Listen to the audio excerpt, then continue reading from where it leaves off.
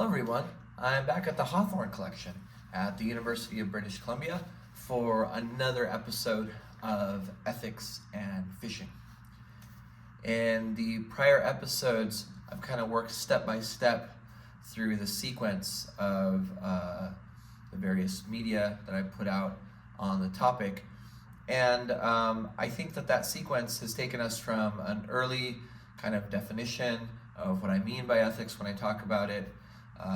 Similarly, kind of a definition of what I mean by fishing specifically, and then some of the moral risks and moral harms to consider, some of the moral goods, moral rewards to consider. We've looked at some pieces of literature from the collection here to illustrate some of those things. We've looked at some of the ethics and philosophy from Roderick Hay Brown, his 1938 book, The Western Angler. We've considered the contemporary applications of some of those thoughts from the late 1930s to our situation today. I'd like to now maybe go in a slightly different direction. This may not be as sequentially focused, but it's something that I think is important and that interests me a great deal with respect to ethics. And one way to express that would be essentially the way in which questions about ethics and thinking about ethics and moral philosophy resembles, if not looks entirely identical to aesthetics. Now, aesthetics is essentially a domain of thought about beauty or about the nature of art. However, it is still a consideration of values. We generally think of moral values as being values or principles that more or less apply to everyone.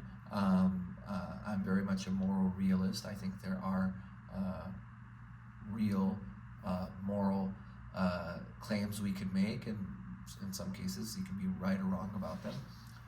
And with aesthetics, we often consign aesthetics to taste or to personal fancy. And it's really that distinction between aesthetics over here and ethics over here that I want to think about, that is in reaction really to some of the more recent and contemporary media that I've been listening to. I'm sure it's influenced also by my readings, but in this case, I've been listening to the archive of the podcast produced by Richard Harrington and his son called the River Rambler. And I think there's 141 episodes, and my estimate would be that I've listened to maybe like 80 or 90 of them.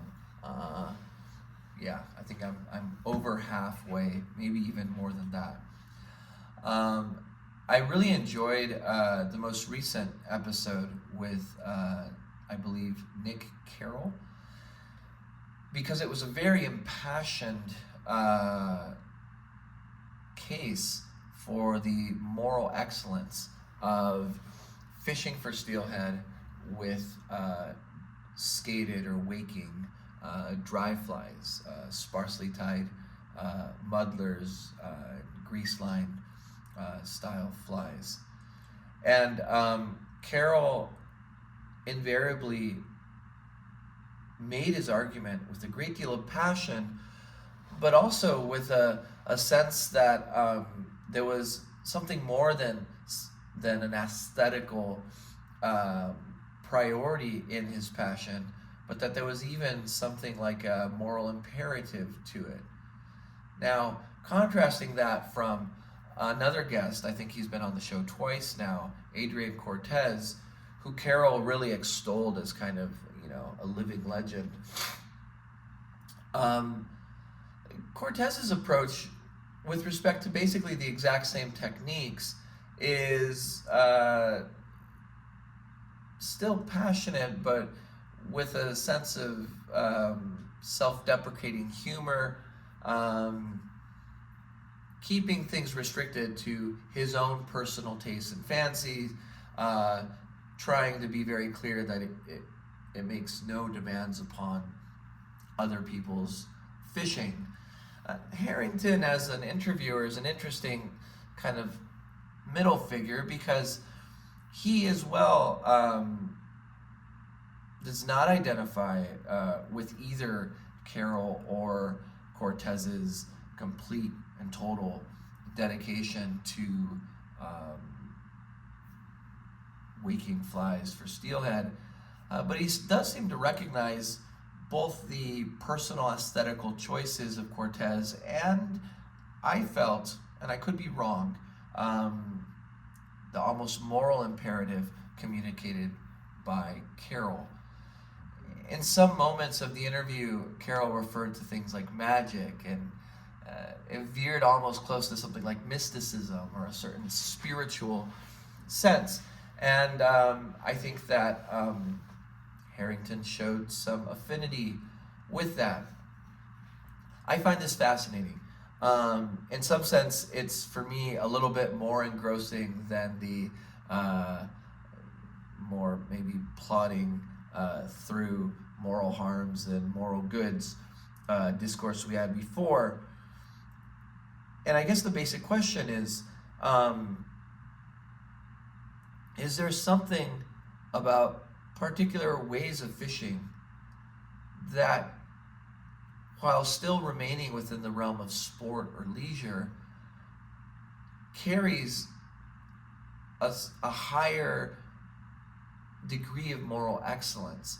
Can we say this kind of fishing is morally superior to that kind of fishing, not only for its external or extrinsic or instrumental or behavioral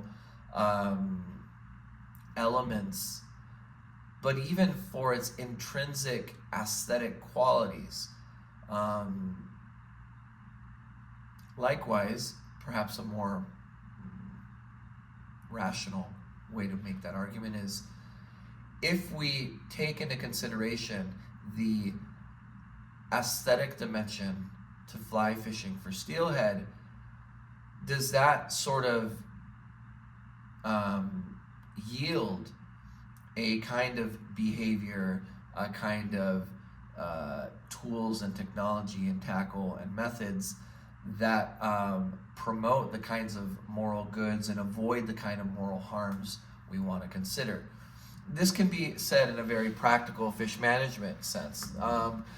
Does making a river fly fishing only for a period of time or for a section of river, is the argument that justifies that simply the argument about lowering the catch rate or raising the bar of participation in order to limit access in a kind of a way to protect the resource? Or, on the other hand, is there something aesthetical to those fisheries decisions that can be understood as sort of moral in their own right, or at least yielding the kinds of moral byproducts we want? Sometimes, in pursuit of the good life, the best thing to do isn't to simply pursue the good life. Sometimes it's to take on things that may appear as distractions, but however indirectly they bring about the promotion of the kinds of happiness and flourishing that we want to see. I won't have time in the short time we have for this video to sort through that, but this is really a question that I want to take up and I want to think about and try to narrate or articulate in a way that's more or less clear. I have to confess, I am not entirely persuaded about the idea that a certain form of fishing is morally superior to others. And mainly the biggest impediment to me accepting that is probably my own practice as an angler, some of that being my inexperience, my relative youth to the specific sport I'm in. But another one is that it does seem a little bit philosophically inconceivable. However, there is this kind of deep longing that I have for it to be true. It's a kind of hope even that it could be true under some conditions, even the most modest ones. And